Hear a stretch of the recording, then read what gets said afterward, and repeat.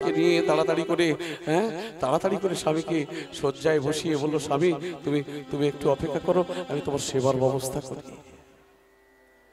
পরম আনন্দ। আর মনে মনে বলছে, আমি জানি ঈশ্বর আছেন, ঈশ্বরকে ডাকলে পাওয়া যায়। প্রতিদিন তিলে তিলে আমি তিলাঞ্জলি দিয়েছি, কেঁদেছি ভগবানের কাছে, আমার স্বামীকে ফিরিয়ে দাও, আমার স্বামীকে ফিরিয়ে দাও। আমার সেই স্বামী ফিরে এসেছে। আনন্দ করে স্বামীকে সেবা দেবার জন্য বহু পদের রন্ধন করলো, রন্ধন করে স্বামীকে সেবা দিল। স্বামীকে সেবা দিয়ে শয্যায় শয়ন করিয়ে নিজে সেবা করে এসেছে। স্বামী, রত্নমালা জেগে আছো? হ্যাঁ রত্নমালা, এসো। যেই পাশে বসেছে, উঠে বসেছে কে জানে? রামচন্দ্র কবিরাজ উঠে বসে বলছে, রত্নমালা তুমি কেমন আছো? বলছে, আমি খুব ভালো আছি, তুমি চিন্তা করো না আমার কথা। তুমি কেমন আছো? বলে, আমি ভালো থাকবো না? আমি তো ভালো থাকবোই। এমন গুরুদেব যার, তার শিষ্য কখনো খারাপ থাকতে পারে রত্নমালা? বলে, কেন স্বামী? জানো রত্নমালা, আমার গুরুদেব প্রভাত কালে উঠে আগে স্নান করে, স্নান সেরে গুরুদেব ফুল তুলে আনে, ফুল তুলে এনে গোবিন্দকে সেবা দেয়, মাধবকে সেবা দিয়ে তবে প্রসাদ পায়। তার আগে জলগ্রহণ করেন না আমার গুরুদেব। সারা রাত্রি শুধু গুরু কথা, গুরু কথা, গুরু কথা। এই গুরুদেব এক রাজাকে, যিনি কিনা দস্যু রাজা ছিল, রাত্রেবেলা দস্যু বৃত্তি করত, দিনের বেলায় রাজত্ব চালক। তার নাম ছিল বীরহাম্বীর। বীরহাম্বীরের একটা ঘটনা কি, না রাত্রিকালে যখন ওই ডাকাতি করতো, দস্যুবৃত্তি করতো,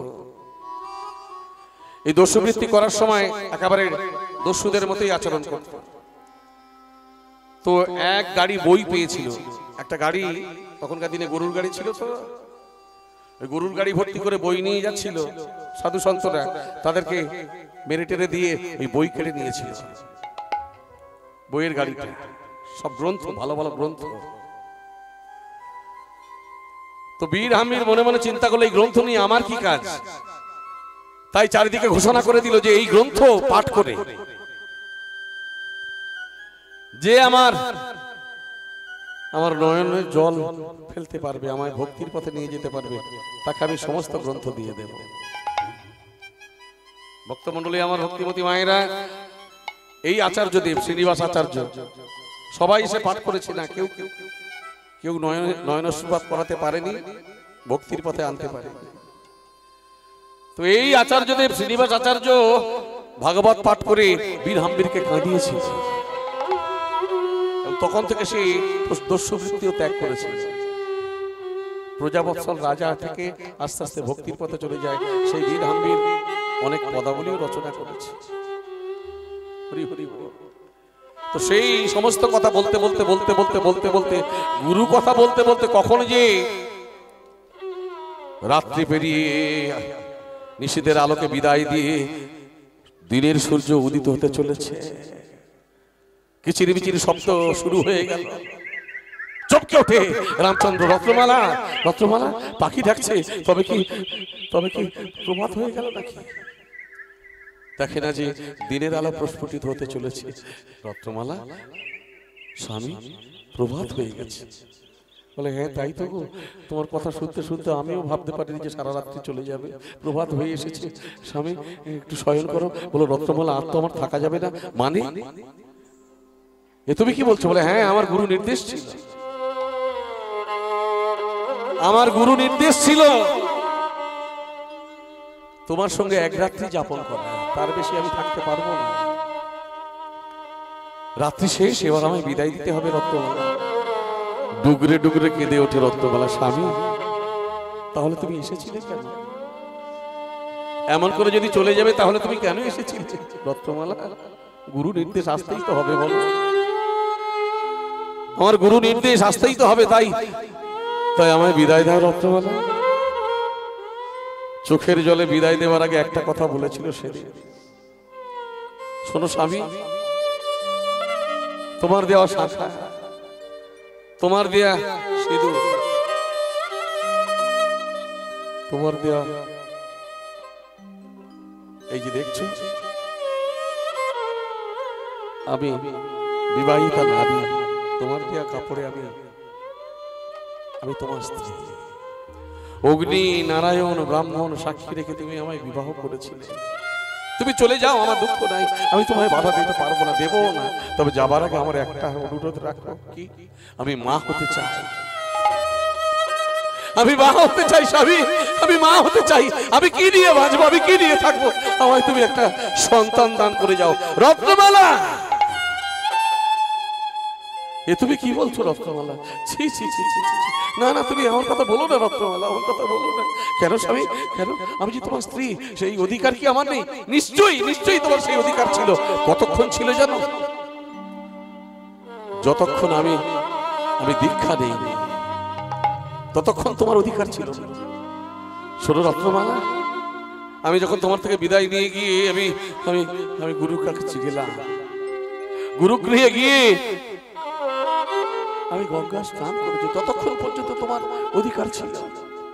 যখনই আমার গুরুদেব আমার কর্ণে মন্ত্র দিলেন, আমার এই মন প্রাণ জীবন যৌবন জাত কুল শীল গুরু গৌরব অহংকার বুদ্ধি মন সব আমি গুরুচরণে দান করেছি।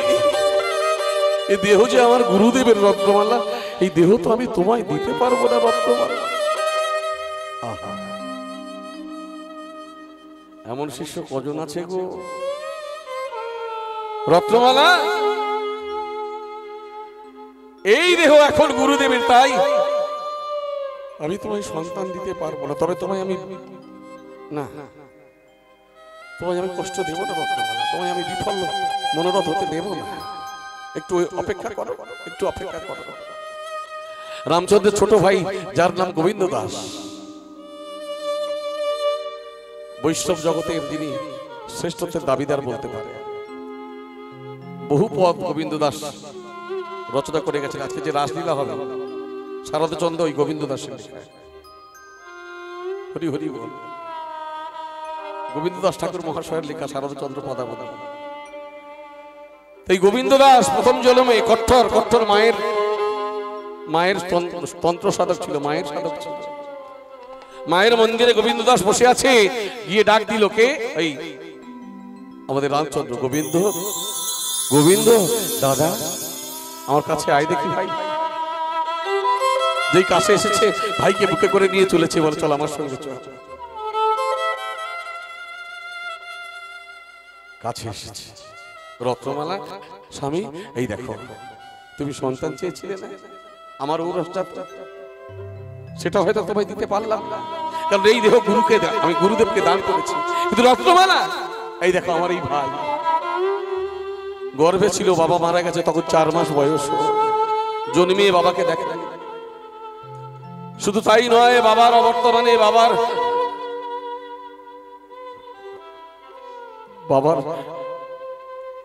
অদর্শনে আমার মাও ধীরে ধীরে আস্তে আস্তে অসুস্থ হয়ে পড়ছিল। একসময় মাও মারা গেছে। বাবা মা হারা সন্তান আমার এই ছোট্ট ভাই গোবিন্দ বড় ভালো ছেলে, বড় ভালো ছেলে। তাই রত্নমালা, আমি গোবিন্দকে তোমার কোলে দিলাম, আমার ছোট্ট ভাই স্নেহের ভাই গোবিন্দকে তোমার কোলে দিয়ে দিলাম রত্নমালা। আজ থেকে তুমি ওকে পুত্র স্নেহে লালিত পালিত করো,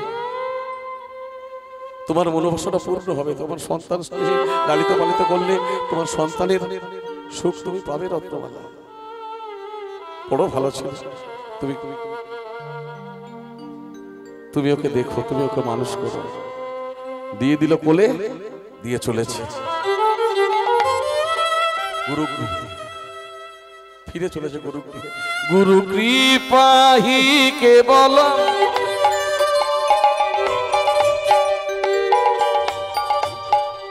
গুরু কৃপাহি কেবল, গুরু কৃপাহি কেবল, গুরু কৃপাহি কেবল, গুরু कृपा ही केवलम गुरु कृपा ही केवलम गुरु कृपा ही केवल कृपा ही केवल गुरु कृपा ही केवल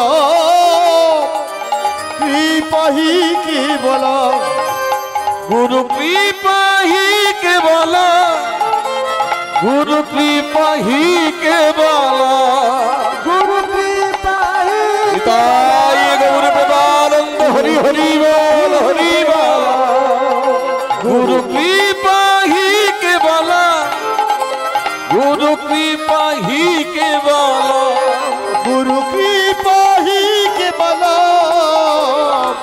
कृपा ही केवल गुरु कृपा ही केवल गुरु कृपा ही केवल गुरु कृपा ही केवल गुरु कृपा ही केवल गुरु ब्रह्मा गुरु विष्णु विष्णु गुरुदेव महेश्वर महेश्वर गुरु साक्षात् परम ब्रह्म परम ब्रह्म तस्मै श्री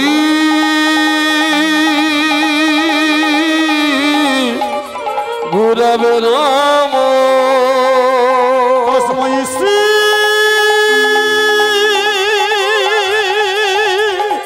गुरवे नमः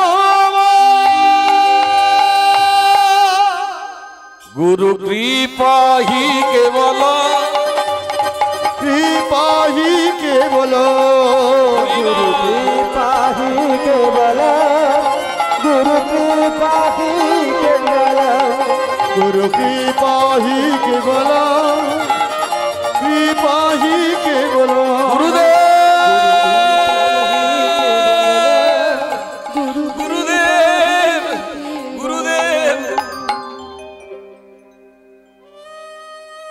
रामचंद्र আমি ফিরে এসেছি গুরুদেব আপনার কথা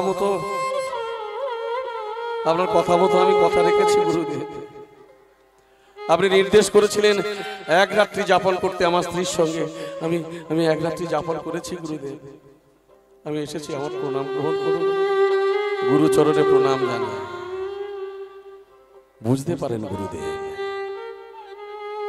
গুরু মিলে লাখে লাখ শিষ্য মিলে এক ভক্তমণ্ডলী আমার ভক্তিমতী মায়েরা জগমাঝে গুরুদেবের ছড়াছড়ি কিন্তু শিষ্যের মতো শিষ্য পাওয়া যায় না যায় বাবা গুরু মিলে লাখে লাখ শিষ্য না মিলে এক যদি বা একজন শিষ্যের মতো শিষ্য মিলে যায় সেই শিষ্য আগে তরে গুরু পড়েন বাদ গুরু হতে শিষ্য তরে আবার শিষ্য হতেও গুরু তরে যদি শিষ্যের মতো শিষ্য হয়ে যায় গুরুকে উদ্ধার করে দেয় গুরু হতে শিষ্য তরে শিষ্য হতেও আবার গুরু তরে আর না হলে কি হয় লোভী গুরুদেবের কামী শিষ্য যদি হয় গুরু শিষ্য একই গর্তে পড়ে মরে নরক দর্শন হয়ে যায় নরকে চলে যেতে হয় তো আজকের গুরুদেব বুঝতে পারলো যে রামচন্দ্রকে কোনো বাঁধনে বেঁধে রাখা সম্ভব নয় তাই আমার দায়িত্ব আছে কি ও যখন সবকিছু আমার চরণে সঁপেছে ভগবত কৃপা পাওয়া সেটা আমার দায়িত্ব ওকে পাইয়ে দেওয়া তাই বলো রামচন্দ্র গুরুদেব দেখি বাবা নিয়ে আয় দেখি একটু তেল নিয়ে আয় আমার অঙ্গে ভালো করে তেল মাখিয়ে দিয়ে আমি স্নান করব আমার ভালো করে তেল মাখিয়ে দিয়ে আমি স্নান করব বেশ রামচন্দ্র আর দেরি করলো না আগেকার দিনে তো ওই পাথর বাটিতে তেল থাকতো এখন তো আর তেল ফেল মাখে না কেউ এখন সব কি সব মাখে যাই হয় ওই পাথর বাটিতে তেল নিয়ে রামচন্দ্র আসছে দেখতে পাবে তো পাবে দেখতে পেল কি নরোত্তম ভক্ত নরোত্তম দাস ঠাকুর যিনি লোকনাথ গোস্বামী শিষ্য দীক্ষা শিষ্য লোকনাথ গোস্বামীরা শিক্ষা শিষ্য কার এই শ্রীনিবাস আচার্য ওখানে থাকে আর এই ভক্ত নরোত্তম দাস ঠাকুর যিনি সাক্ষাৎ নিত্যানন্দ প্রভু ছিলেন সেই নিত্যানন্দ প্রভু হয়ে এসেছেন লোকনাথ আমাদের ভক্ত নরোত্তম দাস ঠাকুর মহাশয় হয়ে রাধারানী হয়েছেন আগে বলেছি রামচন্দ্র আর গৌরাঙ্গ মহাপ্রভু যিনি শ্রীনিবাস, তিনজনের দেখা হচ্ছে। দেখতে পেল কে? নরোত্তম। চিৎকার করে উঠল, রামচন্দ্র! নরোত্তম, ছি ছি ছি রামচন্দ্র, লজ্জা করে না তোমার? সারা রাত স্ত্রী সঙ্গ করে এসেছো, অঙ্গে লেগে রয়েছে সিঁদুর, হ্যাঁ? এই অশুদ্ধ শরীর নিয়ে, অশুদ্ধ অঙ্গ নিয়ে তুমি তুমি গুরুকে তুমি সেবা দিতে যাচ্ছ, তোমার লজ্জা করে না? হ্যাঁ, লজ্জা করে না? তোমার দেহে রয়েছে তার নমুনা, তার চিহ্ন। সারা রাত তুমি স্ত্রীর সঙ্গ করেছো। স্ত্রী প্রণাম করতে গিয়েছিল, অসাবধানতা বশত ওই স্ত্রীর সিঁদুর হাতে লেগে গেছে। হাতে সিঁদুর লেগে রয়েছে সেটা বুঝতে পারেনি রামচন্দ্র। ওই ঝাড়ু নিয়ে ঝাড় দিচ্ছিল, কি ঝাঁটা যাকে বলে। নরোত্তম সহ্য করতে পারল না। গুরুদেবের প্রতি এত বড় অভক্তি, অশুদ্ধ শরীরে স্ত্রী সঙ্গ করে তুমি তুমি তেলে মাখাতে চলেছো, গুরু সেবা দিতে চলেছো। তাই নরোত্তম কি করলো? সেই হাতের ঝাড়ু বা ঝাঁটা দিয়ে ওই রামচন্দ্রকে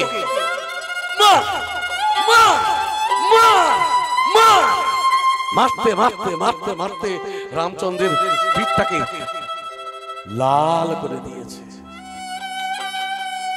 ঝাঁটা মারতে মারতে এমন সময়, এমনকি ওই ঝাঁটার কাঠি প্রবেশ করে রক্ত ঝরছে। রামচন্দ্র কষ্ট পেল না। রামচন্দ্র সেই তেলের বাটিটা হাতে দিয়ে বলছে, নরোত্তম, তুমি আমার জ্ঞান চক্ষু খুলে দিয়েছো, সত্যিই তো আমি অশুদ্ধ। হাতে রয়েছে তেলের বাটি। আমি সারা রাত আমার স্ত্রীর কাছে ছিলাম, আমার উচিত ছিল শুদ্ধ হয়ে স্নান করে গুরুদেবকে সেবা দেওয়া। তো নরোত্তম, আমি তো স্নান করিনি ভাই, তাই তেলের বাটিটা তুমি নিয়ে তুমি একটু গুরু সেবা দাও, আমি স্নান সেরে আসি। নরোত্তম তাই কই। ভক্তমন্ডলী আমার, ভক্তিমতী মায়েরা, গুরুর নিদর্শন আপনারা অনেক শুনেছেন, কেমন গুরুদেব দেখতে। নরোত্তম সেই তেলের বাটি নিয়ে যেই গুরুদেবকে সেবা দিতে যাবে, তেল মাখাতে যাবে, যেই পিঠেতে হাত দিয়েছে, দেখে টকটকে লাল হয়ে আছে। গুরুদেবের পিঠ দিয়ে রক্ত ঝরছে। গুরুদেব, কে আপনার এমন করে আঘাত করেছে? ছি ছি ছি, হ্যাঁ, আপনার এমন করে আঘাত করেছে কে? বলুন গুরুদেব, বলুন, আপনি বলুন, কে আপনার এমন করে মেরেছে, এমন করে আঘাত করেছে? তুই তো করেছিস, হ্যাঁ, তুই তো করেছিস। গুরুদেব, আমি আপনার আঘাত করেছি? যেটা কানে শোনাও পাপ, স্বপ্নে ভাবাও উচিত নয়। আপনি কেন বলছেন এমন কথা? আমি আপনাকে কেন আঘাত করব? মনে নেই? এখনই তুই নরোত্তম, তুই এখনই রামচন্দ্রকে মেরেছিস। হ্যাঁ, মেরেছিস। কাকে মেরেছিস? কাকে তুই মেরেছিস? তুই কি জানিস না? রামচন্দ্র দীক্ষা কালে শিষ্য যদি করে আত্মসমর্পণ, সেই কালে গুরু তারে করে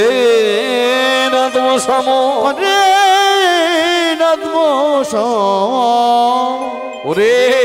দীক্ষাকালে কোন শিষ্য যদি গুরুদেবের চরণে জাত কুশীল, গুরু গৌরব অহংকার বুদ্ধি মন সবকিছু সঁপে দেয়, দেহ জীবন যৌবন সবকিছু যদি সঁপে দেয়,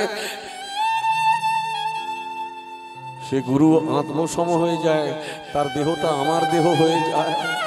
যতবার নরোত্তমকে ঝাঁটার বাড়ি মেরেছিস, ততবারই সেই আঘাত আমার পিঠে পড়েছে। দেখ নরোত্তম, দেখ তুই কি করেছিস, দেখ নরোত্তম। আছাড় দিয়ে পড়ে গুরু চরণে। গুরুদেব, আমি কি করেছি গুরুদেব? আমি কি করেছি গুরুদেব? ক্ষমার অযোগ্য আমি গুরুদেব, ক্ষমার অযোগ্য। তবু আপনার চরণে নিবেদনে জানাই, আমি অপরাধ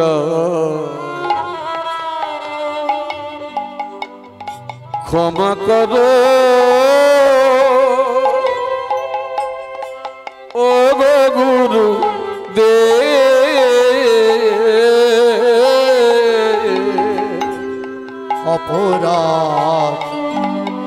ক্ষমা করো ও গো গুরু অপরাধ ক্ষমা করো ও গো গুরু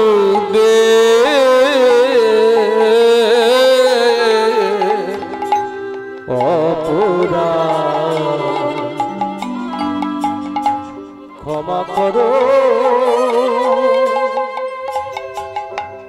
ও গুরুদেব তবু চরণে গুরুদেব কাঁদিস না নরোত্তম, আমি তবু চরণে অপরাধী, তবু চরণে অপরাধী, আমি তবু চরণে অপরাধী, তবু চরণে অপরাধী, আমায় ক্ষমা করো হে গুরুদেব, তবু চরণে অপরাধী, আমায় ক্ষমা করো হে গুরুদেব, তবু চরণে অপরাধী, আমায় ক্ষমা করো হে গুরুদেব, আমি তবু চরণ আশ্রয় কাঁদি, তবু চরণে তাই অপরাধী, গৌর হরি বল হরি বল, তবু চরণে অপরাধী, ক্ষমা করো হে গুরুদেব, গুরুদেব গুরুদেব আমায় ক্ষমা করো। নরোত্তম চিন্তা করিস না বাবা, ওরে আমি যে গুরুদেব, তুইও আমাকে সব দিয়েছিস, ভক্তমণ্ডলী আমার ভক্তিমতী মায়েরা, আসলে আমরা দিতেই জানি না, আসলে আমরা দিতে জানি না। কেমন করে গুরুদেবের চরণে নিজেকে সঁপে দিতে হয় সেটা আমরা জানি না, বা ভগবানের চরণে কেমন করে সঁপে দিতে হয় সেটা আমরা জানি না। যিনি আমাদের বিশ্বকবি রবীন্দ্রনাথ ঠাকুর, তিনি গানের মাধ্যমে কিন্তু জানিয়ে গেছেন যে কেমন করে ভগবানের কাছে নিজেকে নিবেদন করতে হয়, বা গুরুদেবের চরণে নিজেকে নিবেদন করতে হয়।